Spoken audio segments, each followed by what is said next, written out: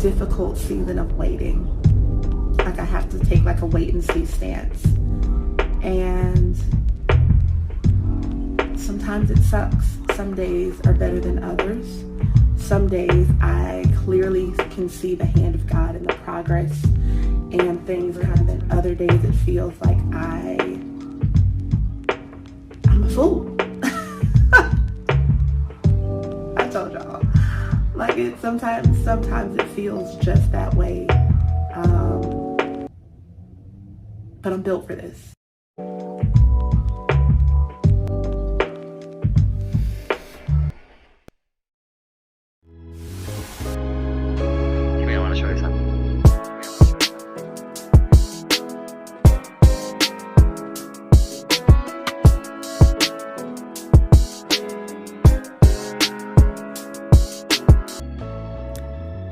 Thank you for tuning into the Redefining YEW podcast. On today's episode, we will be talking about stewarding our waiting season and our season of development well. This is an episode you do not want to miss. Let's get started. Hey you, welcome back to the Redefining YEW podcast.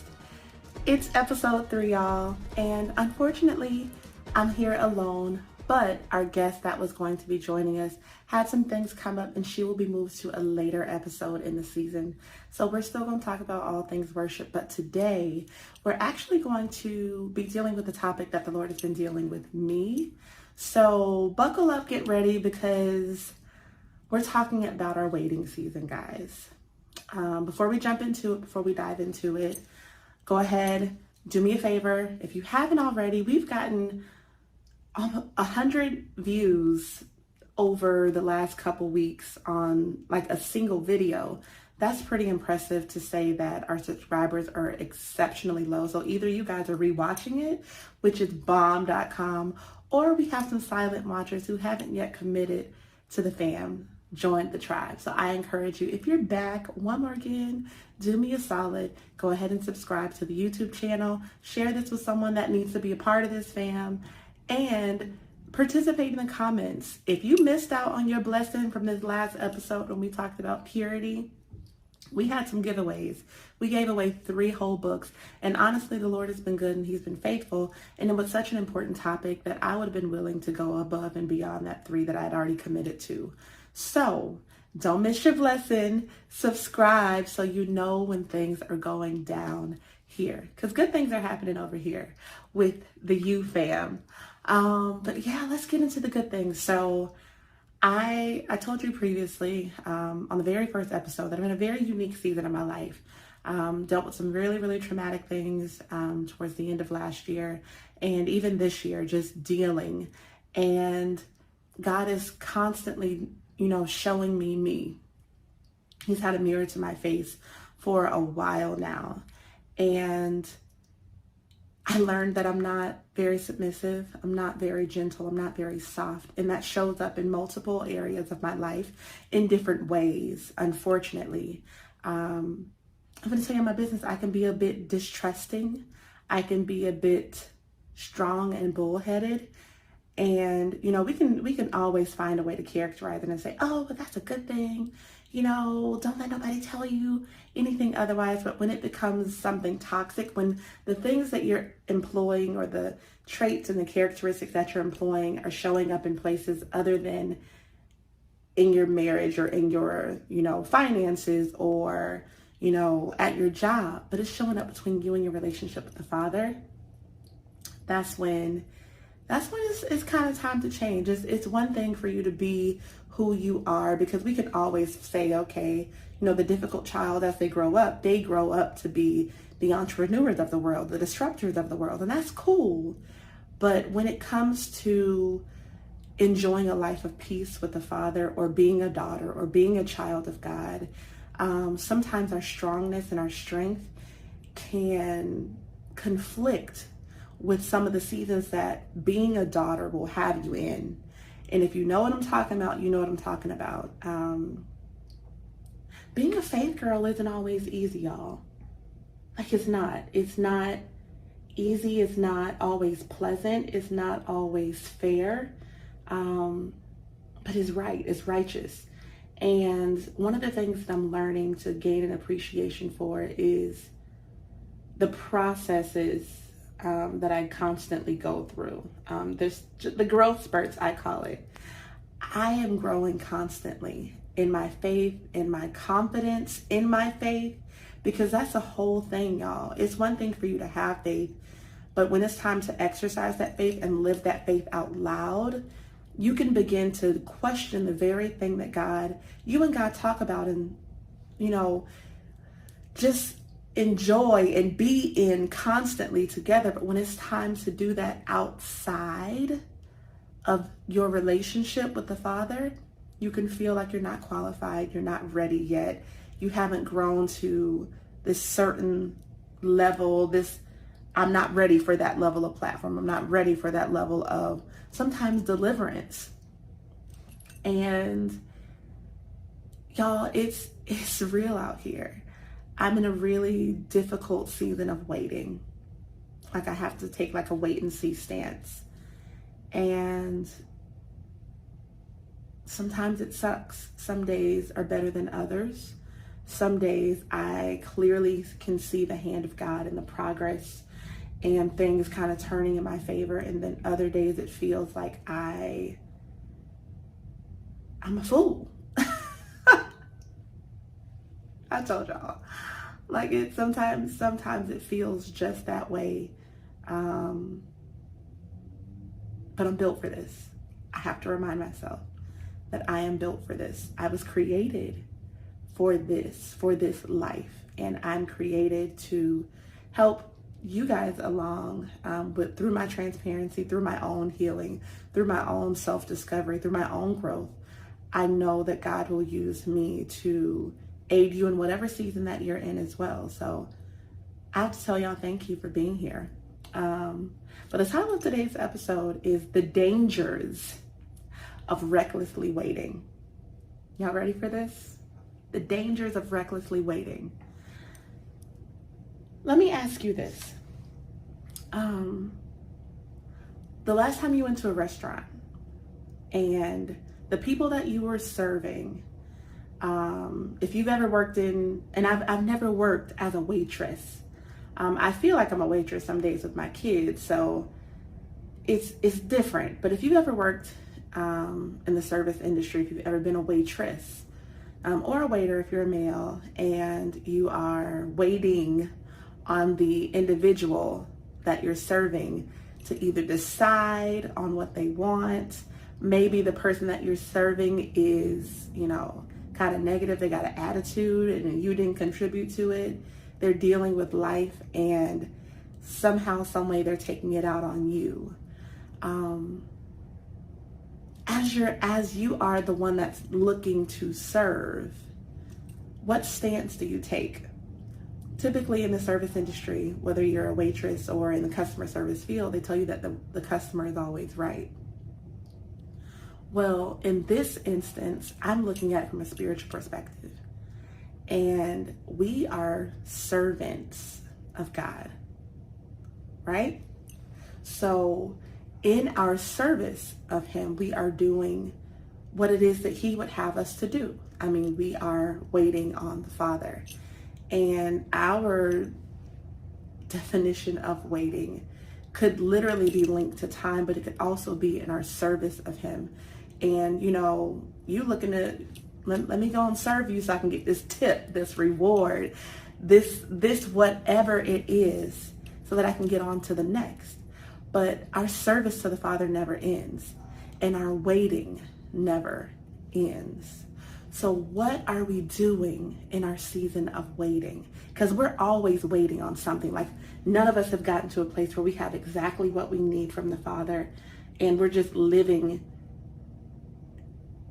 without error. Like, we're living the way that we desire to live ultimately. Like, none of us have arrived there yet. We're always wanting more. We got to be careful with that, because we can be recklessly wanting as well.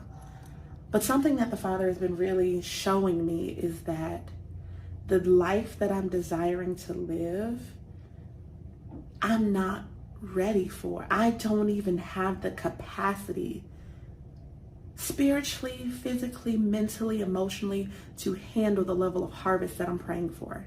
Not right now. I don't have the capacity. I'm not stretched enough, or either I'm not empty enough, meaning I'm harboring things, whether that can be resentment, whether that could be childhood trauma, disappointment, regret.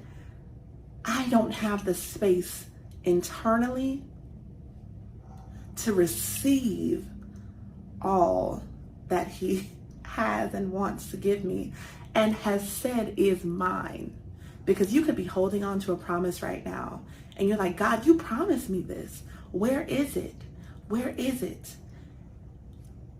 Yet you're impatient with the thing that he said is coming. He said it's coming. But sometimes we get frustrated with the wait, with the time that it's taking for the promise to manifest itself. And I'm gonna be honest and say I'm with you. I've felt everything, every frustration, every doubt that you're feeling in this season. If that's you, I'm with you. I see you. I feel you. I empathize with you. And know that you're not alone. If you ever needed to hear that, if you ever needed to just be validated in that emotion where you're feeling alone and feeling unseen and feeling unheard and feeling overlooked, you're not. You're not. Over the last couple weeks, God has really been revealing himself along with some specifics of the season that I'm in. And that's really important as you grow spiritually, to be able to identify what season you're in. And believe it or not, it's springtime for me. And a lot of people are like, well, Dre, you just said you dealing with stuff and, sometimes it's trash over here. How on earth is it springtime? Because we look at springtime as being, fresh and new and everything that we would desire it to be. But we misconstrue our springtime with our summer. Summer, things are in full bloom. Okay? Things are in full bloom in the summertime. But in springtime, the dead things are starting to regain life. Let that marinate. Oh, because that just spoke to me. The dead things are starting to regain life again. The barren and the emptiness, the empty trees are starting to bear fruit again. They're starting to bud, just sprouting, just barely. People are getting sick in the springtime. It is spring right now. Everybody dealing with allergies seem like everybody sniffling and carrying on. And it's like, I'm in springtime right now. I'm dealing with the aftermath of my winter. And I am, again, seeing glimpses of my promise, but it's still out of reach. And I've been so frustrated some days because I can see the potential of my promise, but I cannot reach it. The fruit that are on the vines are not ripe. They're not tangible. They're not something that you can ingest and enjoy. So sometimes I've been frustrated. I gotta be honest and say, sometimes I have been frustrated and recklessly wanting the fruit now. So I can say that there's been days where I have tried to pick off of that just barely bloomed thing just to see if it's edible, and it ain't. And I'd be disappointed. But I'd be disappointed with the wrong one. It needs to be me. I need to check me. I need to check my heart. Because the thing that I'm wanting to be ready right now just isn't. And this could be anything. This could be the career that you're fighting for, that degree, that spouse that you've been praying and fasting and saving yourself for. It could be your marriage that you've been petitioning heaven for. It could be getting to be a parent. It could be anything. It could be parenting well. It could be forgiving your parents. It could be anything. It could be anything that you need it to be. Whatever promise that you just feel incomplete without, or whatever promise that you know belongs to you and you've been focused on that thing. You've been holding on to that thing and it's still out of reach. You might feel stuck. You might feel stuck. And here's what I need to tell you. Because the Holy Spirit told me so clear. He said, Lyndria, you are not stuck. You're distracted. Why did he say that? You're not stuck. You're distracted. You are so focused on the promise that you have lost sight of the one that made the promise. You can never be so focused on the promise that you lose sight of the one that made the promise initially. If you're looking for your promise to come, you have to turn around and say, Lord, what am I missing? Am I in my promise and I have no clue? Am I missing something? The only one that can answer that is the one that made the promise. So since you're not stuck, you're distracted. And if you're distracted, I want to give you some tips on how we can steward our waiting season a little better than we already are right now. I'm going to give you some tips. And I am actually going to be reading the Bible today. But there's a little clip in this Bible that I'm reading. We're not at our redefining moment just yet. But there's a clip in here. And it says, rest and trust. And that is literally the very thing that God confirmed in my spirit about what I need to do to steward my waiting season well. I have got to rest. Rest in the knowledge of who God is. He's not a man that he can lie, so he can never lie. So when I start to feel like, well, Lord, maybe I misheard you. No, you're losing faith and you need to trust what I said and what I promised you and that it will come to pass. I'm going to read this really quickly. It says, rest and trust. And it says, there is something inside the heart of people that requires a human response to adversity. We demand action both from others and from ourselves when difficulties come. So the response God desires, as pictured in this verse, and we'll read it in a minute, is counterintuitive quietness, trust. Most people, whether now or in Isaiah's day, would say that these are not common ways to react in times of crisis. It's far easier to trust in horses and chariots than to rest and find strength in the Lord. Nevertheless, when people know, understand, and believe in the character of the Holy One of Israel, they can fully and completely rest in him. For the people of Isaiah's day, this trust was too much, and they felt as though they must take matters into their own hands. People who believe in and follow the gospel must fight the urge to do the same, taking up arms as a replacement for faith in God's ability to save completely. Walking in the way of Jesus means fully resting in him and his ability alone to fight on our behalf and win the battles in his people experience. That is people experience. What? Mind you, that's not even the verse that just encouraged me so much. When I talk about, my experience on the beach that day and the level of rest and the level of wholeness and completeness that I felt, I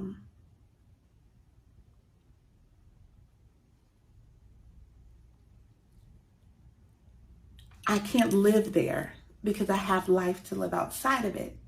So the more that we rush to that place of safety, the more that we intentionally design our life in a way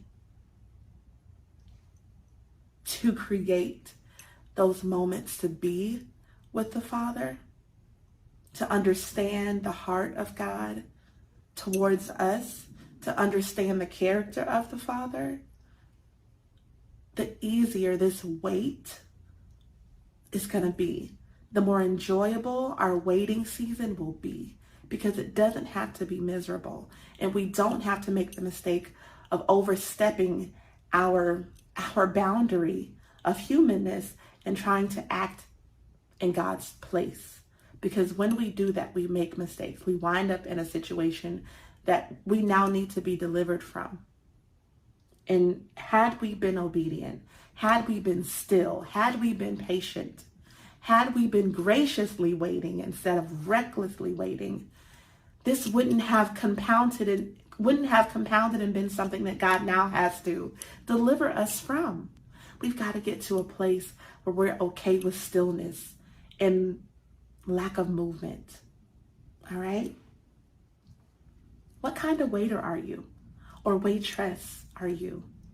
Are you a reckless one? Are you a patient one? Are you a gracious one?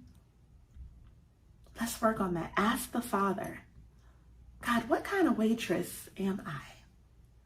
Am I the kind that's going to get the tip? That's really going to get what above and beyond what I anticipated, that the normal gratuity? Because if you sitting waiting graciously and you are doing everything that you need to do, you better believe that the promise is going to be, you're going to get it with some interest. I believe that wholeheartedly. The better you wait, the richer that promise is going to feel when you finally taste it and you get it. The richer it's going to be. We're going to transition into our redefining moment because it's not going to be a long episode today. It's just you and I. And we're going to get you on the rest of your day or the rest of your week. But let's transition into the redefining moment. So, the verse that I recently ran across that just spoke to me about how to steward my season well is Isaiah chapter 30, verses 18 through 26. And I'm reading, and it says, "Yet the Lord longs to be gracious to you. Therefore he will rise up to show you compassion. For the Lord is a God of justice. Blessed are all who wait for him. People of Zion, who live in Jerusalem, you will weep no more. How gracious he will be when you cry for help. As soon as he hears, he will answer you. Although the Lord gives you the bread of adversity and the water of affliction, your teachers will be hidden no more. With your own eyes you will see them. Whether you turn to the right or to the left, your ears will hear the voice behind you saying, 'This is the way, walk in it.' Then you will desecrate your idols overlaid with silver and your images covered with gold. You will throw them away like a minstrel cloth and say to them, 'Away with you.' He will also send you rain for the seeds you sow in the ground, and the food that comes from the land will be rich and plentiful. And that day your cattle will graze in broad meadows. The oxen and donkeys that work the soil will eat fodder and mash, spread out with fork and shovel. In the day of great slaughter, when the towers fall, streams of water will flow on every high mountain and every lofty hill. The moon will shine like the sun, and the moon will shine like the sun, and the sunlight will be 7 times brighter, like the light of 7 full days. When the Lord binds up the bruises of his people and heals the wounds he inflicted." When I read that thing ministered to me, because when he talks about